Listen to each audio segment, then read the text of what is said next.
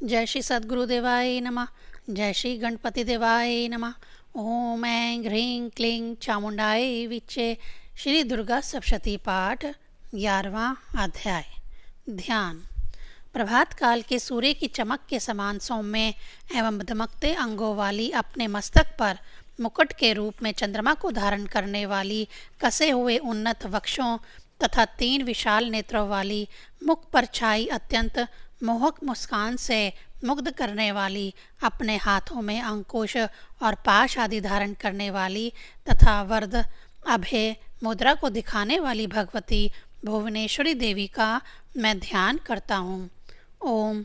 श्री सुमेधा ऋषि बोले, राजन, चंडिका देवी के द्वारा महादैत्य शुंभ के मारे जाने पर इंद्र सहित सभी देवता अग्नि को आगे करके कत्यानी देवी की स्तुति करने लगे।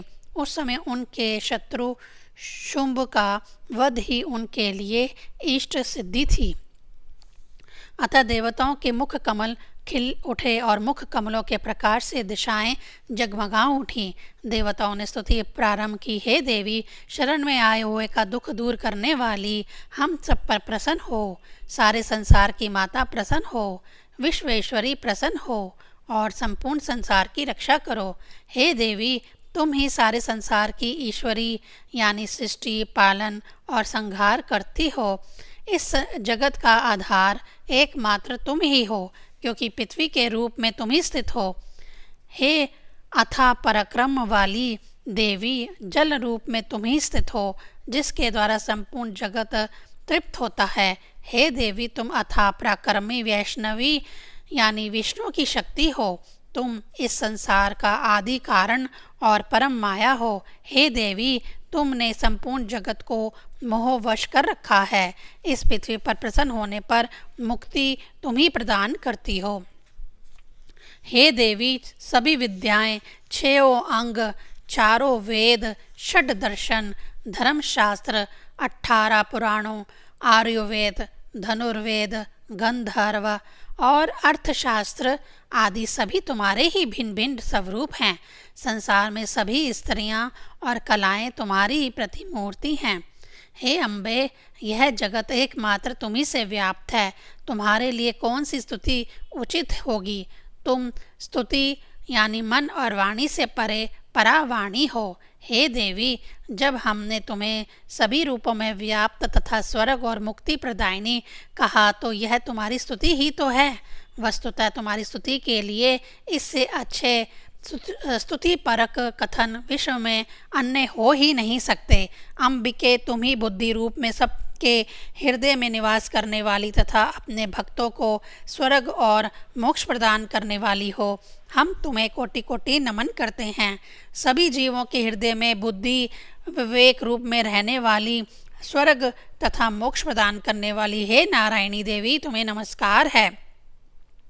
हे सभी मंगलों को मंगल प्रदान करने वाली, मंगलमयी कल्याण करने वाली शिवे, सभी पुरुषार्थों को सिद्ध करने वाली, शरणागतों से स्नेह रखने वाली, 3 नेत्रों वाली और गोरे बदन वाली नारायणी देवी, तुम्हें नमस्कार है। सृष्टि पालन और संहार करने वाले ब्रह्मा विष्णु महेश की शक्ति स्वरूपा, सनातनी, नित्य गुणों, सत्व रज तम व लौकिक पदार्थों का आश्रम स्वयं में निवास कराने वाली और स्वयं गुणमय नारायणी देवी, तुम्हें नमस्कार है।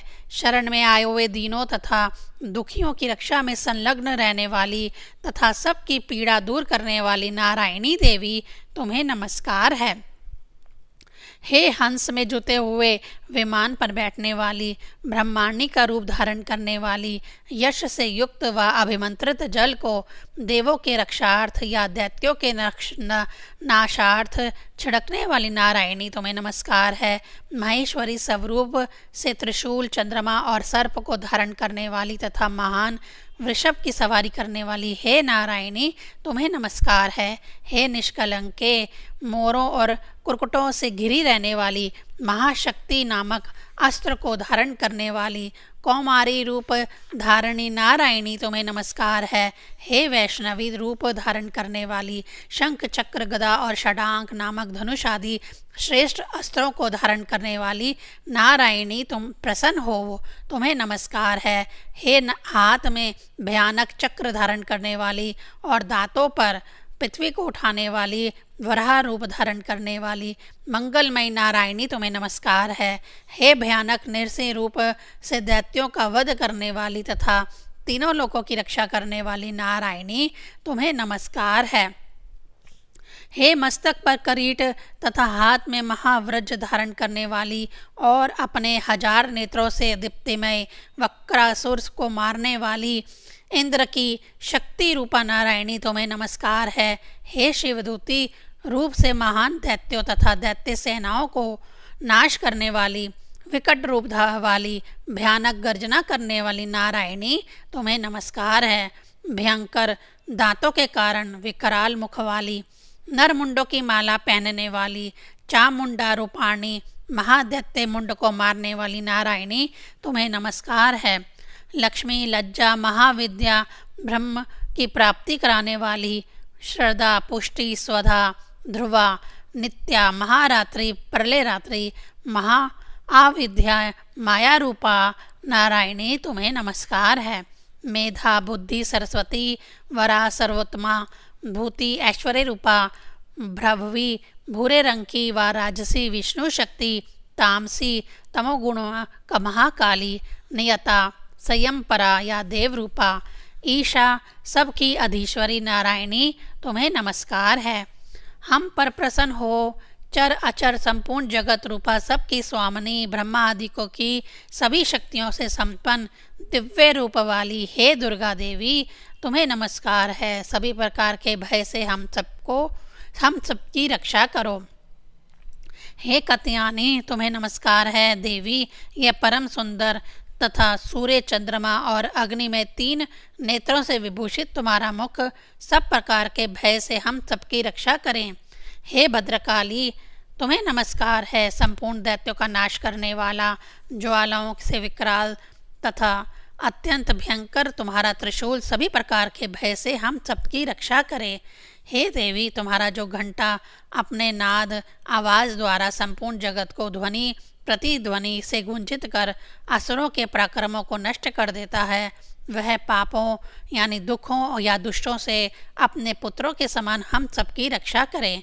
हे देवी असुरों के रक्त और उनकी मज्जा हड्डियों के बीच का पदार्थ से लथपथ तुम्हारे हाथ में सुशोभित खड्ग हमारा सब प्रकार से मंगल करें। इसी कामना के साथ हम तुम्हें प्रणाम करते हैं। हे देवी तुम प्रसन्न रहने पर सभी रोगों दुखों को तथा क्रुद्ध होने पर इच्छित सभी कामनाओं को नष्ट कर देती हो।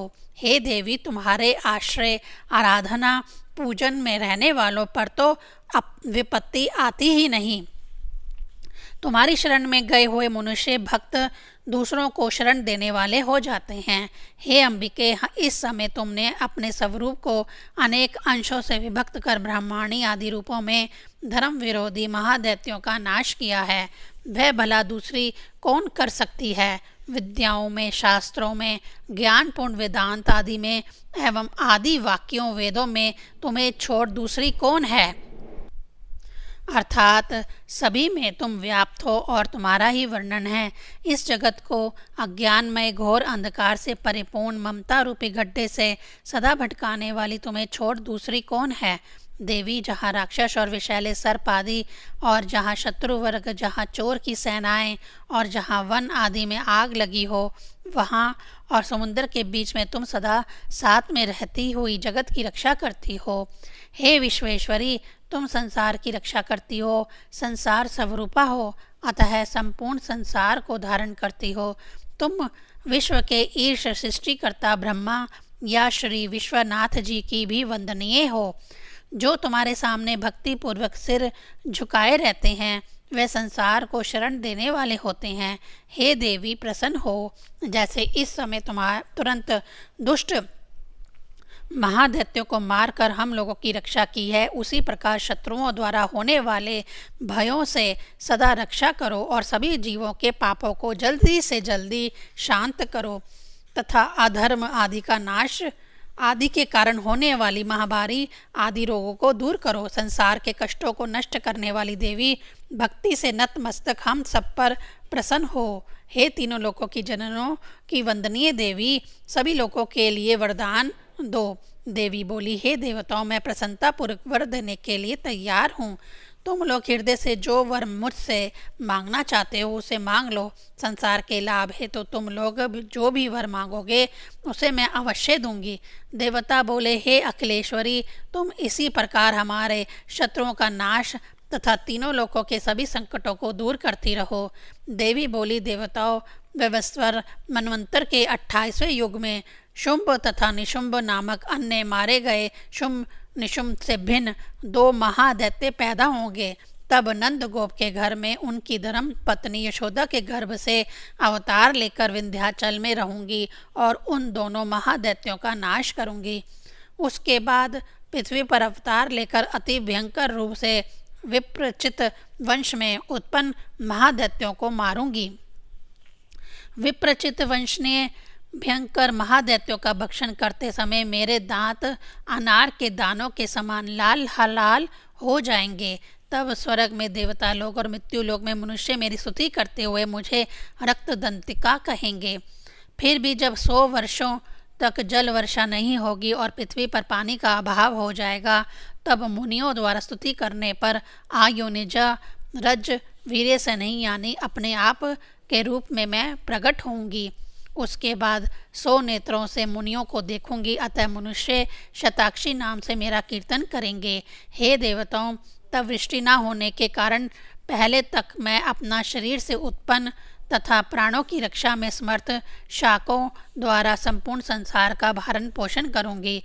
तब मैं पृथ्वी पर शाकंभरी नाम से प्रसिद्ध होंगी और उसी समय दुर्गम नामक महादैत्य का वध भी करूंगी। फलस्वरूप मैं दुर्गा देवी के नाम से भी प्रसिद्ध होंगी।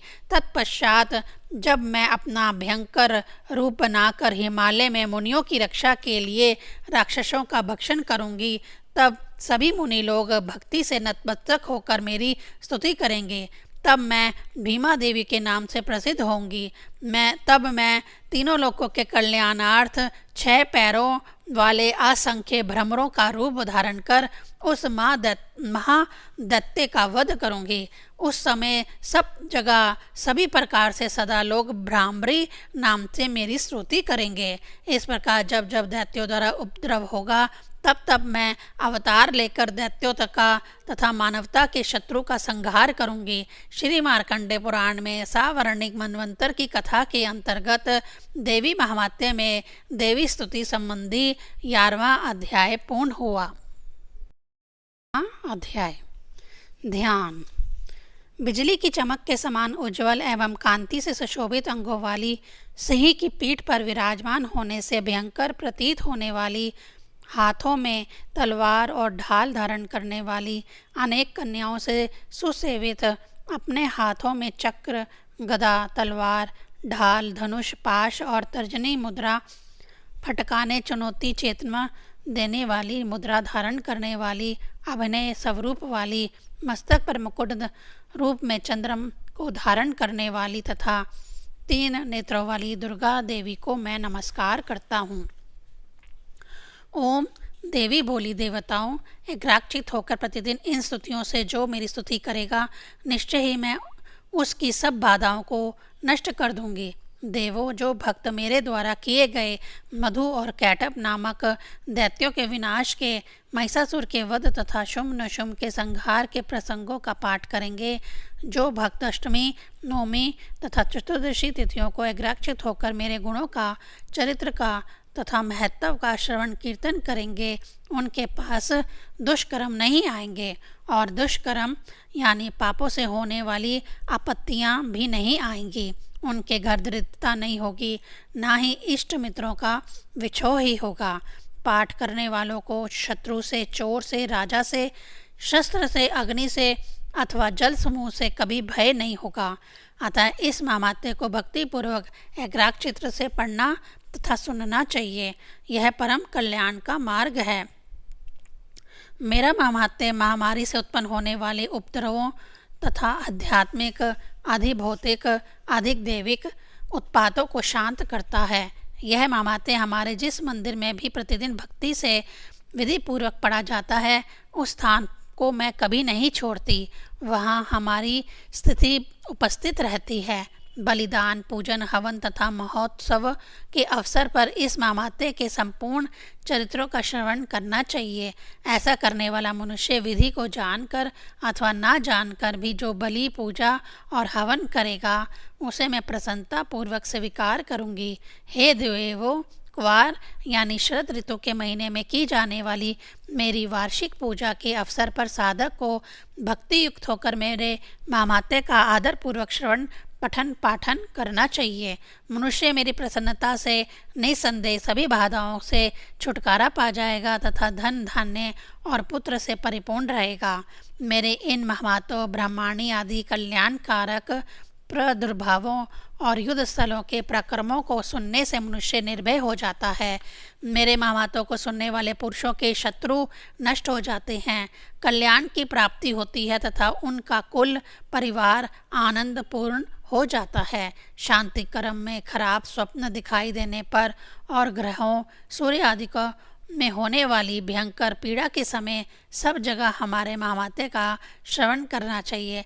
महामात्य श्रवण से भूत प्रेत संबंधी विघ्न तथा ग्रहों द्वारा होने वाली भयंकर पीड़ाएं दूर हो जाती हैं और मनुष्य द्वारा देखा गया बुरा स्वप्न भी अच्छा स्वप्न हो जाता है।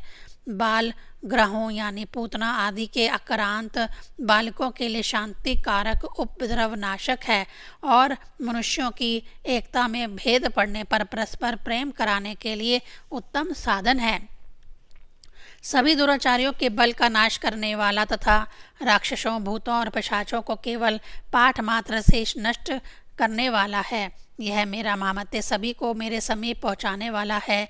पशु, फूल, आर्ध्य, धूप, दीप, चंदन आदि से तथा उत्तम पदार्थों से भी श्रवण पाठन अधिक फलदायी है। ब्राह्मणों को भोजन कराने से, हवन करने से, प्रतिदिन पंचामृत अथवा उत्तम तीर्थों के जल से किए गए अभिषेकों से और अन्य अनेक प्रकार के भोगों तथा दानों से जो प्रसन्नता वर्ष भर में होती है, वह इस महामात्य के एक बार सुनने से ही हो जाती है। यह महामात्य सुनने वालों के पाप नष्ट हो जाते हैं तथा यह महामात्य आरोग्य भी प्रदान करता है। मेरे ब्रह्माणी आदि प्रादुर्भावों का कीर्तन सभी प्रकार के भूतों से रक्षा करता है और युद्धों में दुष्ट दैत्यों का संहारक भी है। उसके सुनने पर मनुष्यों को शत्रु का डर नहीं रहता। देवताओं, तुम लोगों ने तथा ब्रह्म ऋषियों ने जो भी स्तुतियाँ की हैं, उसका परिणाम तुम लोगों ने देख ही लिया है। अर्थात मैंने तुम्हारे शत्रुओं का नाश कर दिया है।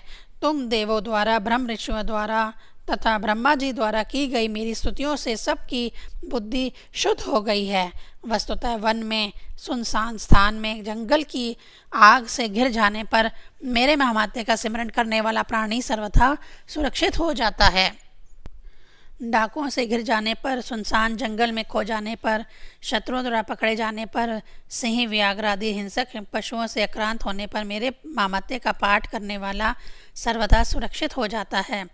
राजा के क्रुद्ध हो जाने पर, प्रशासक आदि द्वारा दंडित किए जाने पर तथा पोत से समुद्र में यात्रा करने वाले समय भारी तूफान से घिर जाने पर मेरे महामात्य का श्रवण पाठ करने वाला सुरक्षित हो जाता है। अत्यंत भयानक युद्ध में शस्त्रों का प्रहार होने पर तथा ना पार की जा सकने वाली बाधाओं के आ जाने पर और बुरी तरह से शारीरिक रोगों का शिकार होने पर मेरे महामात्य के श्रवण मात्र से, पठन से कल्याण होता है। मेरे इस चरित्र का सिमरन करते ही मनुष्य संकट से मुक्त हो जाता है। मेरे प्रभाव से सिंह आदि हिंसक जंतु और चोर तथा शत्रु भी नहीं सताते तथा मेरे चरित्र का जाप करने वाले प्राणी के समस्त कष्ट बाधा दूर हो जाते हैं। सुमेधा ऋषि बोले, देवों से यह सब कहकर प्रचंड पराक्रम वाली चंडिका देवी उन देवों के देखते ही देखते अंतर्ध्यान हो गई। इधर अपने सभी शत्रुओं के मारे जाने से निश्चिंत तथा निर्भीक बने देवता अपने अधिकारों का उपभोग करने लगे। देवी द्वारा युद्ध में देव शत्रु शुंभ के साथ अनेक दैत्यों का वध किए जाने पर देवताओं के सभी शत्रु नष्ट हो गए और अब देवता अपने अपने यज्ञ भाग को भी ग्रहण करने लगे। युद्ध में देवी के हाथों संसार का विध्वंस कराने वाले अत्यंत महाप्रकर्मी तथा देवों से उत्पीड़ित निशुंभ के मारे जाने पर बचे हुए दैत्यों का मनोबल गिर गया, अतः वे पाताल लोक में जा छिपे। हे राजन, अब अंबिका देवी अनश्वरा होती हुई भी बार बार प्रकट होकर इसी प्रकार संसार की रक्षा करती हैं। वही देवी इस संसार को मोहने वाली हैं, वही संसार की सृष्टि करती हैं तथा प्रार्थना करने और संतुष्ट होने पर मोक्ष विषयक ज्ञान तथा समृद्धि प्रदान करती हैं।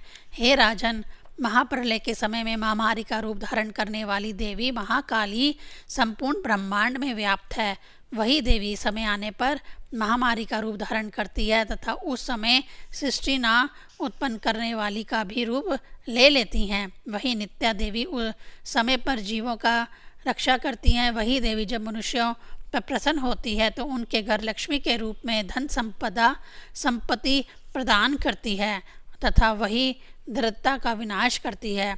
फूल, धूप, चंदन आदि से अच्छी तरह पूजा करने तथा स्तुति करने पर वह देवी धन, पुत्र, धार्मिक बुद्धि तथा श्रेष्ठ गति यानी मोक्ष प्रदान करती है। श्री मार्कंडेय पुराण में सावर्णिक मनवंतर की कथा के अंतर्गत देवी महात्म्य में फल स्तुति नामक 12वां अध्याय पूर्ण हुआ। 13वां अध्याय ध्यान।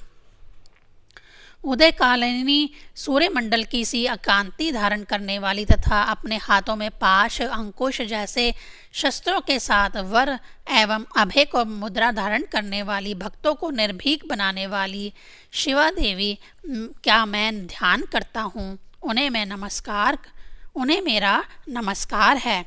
ओम। श्री सुमेधा ऋषि बोले, राजन, मैंने तुम्हें इस प्रकार से देवी का महात्म्य सुनाया है। वास्तव में संसार को धारण करने वाली भगवती जगदम्बा का प्रभाव ही ऐसा है, अर्थात विलक्षण एवं सर्वथा अवर्णनीय है। भगवान विष्णु के माया रूप से उन्हीं भगवती की कृपा से विद्या यानी ज्ञान की प्राप्ति होती है।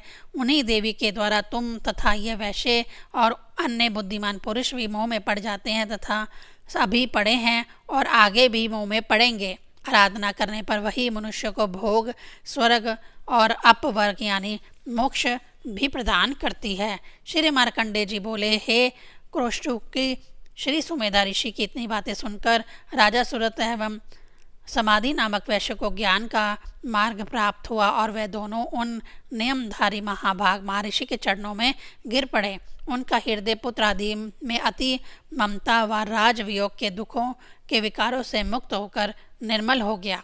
तत्पश्चात वे दोनों सभी प्रकार के भावों से मुक्त हो तुरंत ही तपस्या करने के लिए चले गए तथा जगदम्बा के दर्शन के लिए नदी के किनारे रहकर तपस्या करने लगे। वह वैश्य भी देवी के परम श्रेष्ठ देवी सूक्त को जपता हुआ वहीं रहा। उन दोनों भक्तों ने उसी तट पर मिट्टी से देवी की मूर्ति का निर्माण किया। उसके बाद उन्होंने फूल, धूप, दीप, हवन और तर्पण आदि से उस देवी की पूजा की। निराहार यानी बिना कुछ खाए पिए तथा जितेंद्रिय रहकर देवी का एकाग्रचित्त होकर ध्यान करने लगे। उन दोनों ने देवी को प्रसन्न करने के उद्देश्य से अपने अपने शरीर से रक्त निकाल कर देवी को रक्त की बलि भी दी। उन जितेंद्रियों द्वारा इस प्रकार आराधना करने पर 3 वर्षों के बाद संसार की रक्षा करने वाली वह चंडिका देवी सब प्रकार से संतुष्ट हो उन दोनों के सन्मुख प्रकट हुई। देवी बोली, हे महाराज सुरथ, तुम तथा कुल नंदन वैश्य दोनों जिस वर के लिए मेरा ध्यान कर रहे हो वह बोलो। मैं तुम लोगों पर अति प्रसन्न हूँ। मैं तुम दोनों की मनोकामनाओं को पूर्ण करूँगी। मार्कंडेय जी बोले, हे कुरुष्टुकी देवी के कहने पर राजा सुरथ ने अपने अगले जन्म में कभी समाप्त ना होने वाला राज्य तथा वर्तमान जन्म में अपने शत्रुओं को पराजित कर उनके द्वारा छीने गए अपने राज्य को दोबारा प्राप्त करने का वरदान मांगा। इधर उस बुद्धिमान वैश्य ने भी यह मेरा, यह मैं, इन सभी क्लेशों के ममता रूपी विकारों को दूर करने का तथा तत्व ज्ञान का वर मांगा। देवी बोली, राजन, तुम कुछ ही दिनों में अपना राज्य पुनः प्राप्त करोगे। राज्य प्राप्ति के साथ तुम अपने शत्रुओं को नष्ट करने में सफल हो जाओगे। शत्रुओं के नष्ट हो जाने के कारण तुम्हारा राज्य स्थिर रहेगा। राजन, मृत्यु के पश्चात तुम भगवान वस्वान यानी सूर्य के अंश से जन्म लोगे। उस समय तुम इस पृथ्वी पर सर्वाणिक मनु के नाम से विख्यात होगे। इसके उपरांत देवी वैश्य की ओर उन्मुख होकर और उसे संबोधित करती हुई बोली। श्री मार्कंडेय जी बोले, इस प्रकार देवी ने उन दोनों को उनका अभीष्ट वर प्रदान किया। उसके पश्चात कृत करते हुए उन दोनों से अपना स्तुति गान सुनकर देवी उनके देखते ही देखते अंतर्ध्यान हो गई। देवी से प्राप्त वरदान के फल स्वरूप क्षत्रिय वंशी राजा सुरत सूर्य के अंश से जन्म लेगा और वह सावर्णिक मनु के नाम से प्रसिद्ध होगा। यह निश्चित सत्य है। ओम। इस प्रकार श्री मार्कंडेय पुराण में सावर्णिक मनवंतर की कथा के अंतर्गत देवी महात्म्य में सुरथ और वैश्य को वरदान नामक 13वां अध्याय पूर्ण हुआ। ओम ऐं ह्रीं क्लीं चामुंडायै विच्चे।